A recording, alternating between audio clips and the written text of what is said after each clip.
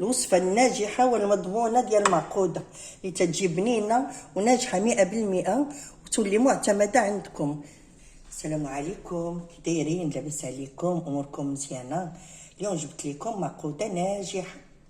غادي ندوزو للطريقه والمقادير في نفس الوقت. عندي هنايا 3 الحبات ديال البطاطا اللي سلقتهم وهرستهم. غادي نزيدو عليهم بيضه واحده، معلقه كبيره ديال القزبر والمكنوس،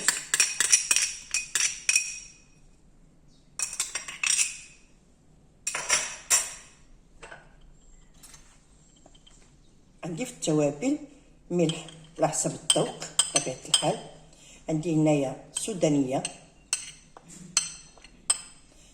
معلقه صغيره ديال السودانيه، وتوابلكم تيبقاو على حسب الذوق. وعندي هنايا معلقه صغيره ديال الكمون، وعندي معلقه صغيره ديال البابريكا او الفلفل الاحمر، وعندي هنايا بودره الثوم اللي ما توفرتش عندي يمكن دير الثوم العادي، وعندي هنايا جبن مبشور تيعطيها تعليكه وتيعطيها مذاق زوين.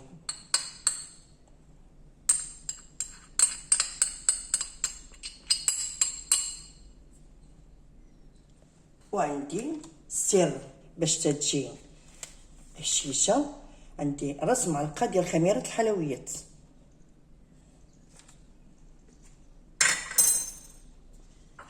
وعندي 2 معالق كبار ديال الدقيق. بسم الله.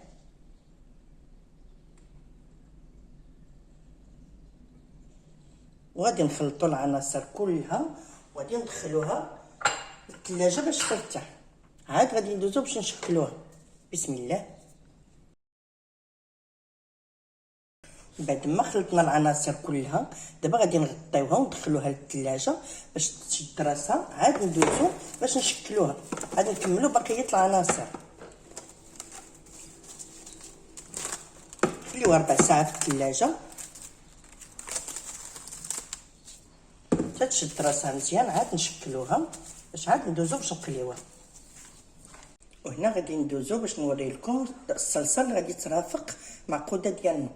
هنا حكيت مطيشه والكميه تتبقى على حسب افراد العائله، وزدت معاها معلقه ديال مركز الطماطم، وغادي نزيدوها ملح على حسب الذوق دائما، ابزار، كمون،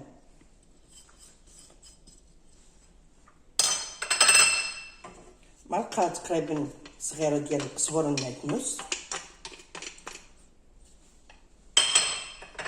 وزيت الزيتون.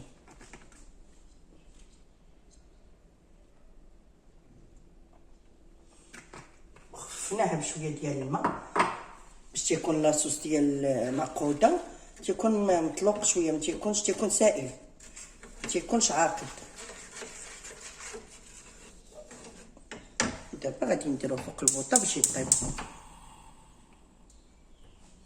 وها لاصوص ديالنا وجد، تيكون على هذا القوام هذا، وترافقوه مع جميع المقليات.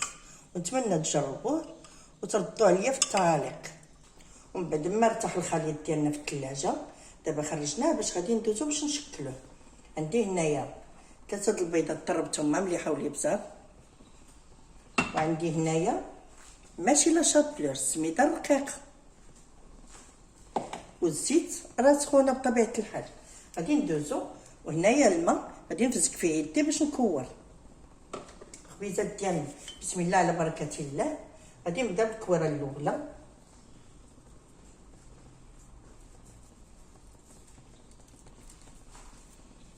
هانتوما غادي نديرو على هذا الشكل هذا، ناخدو لها شكل بيضاوي، وغادي ندوزها لا شابلور،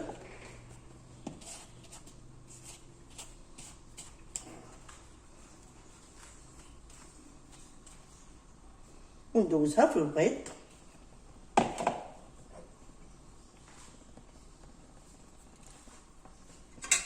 ندوزها في البيض.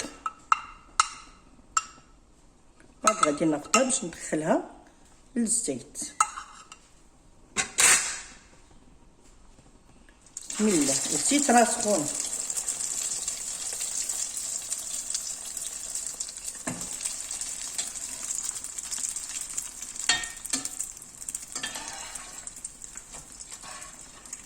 هانتوما تجيني على هذا الشكل هذا،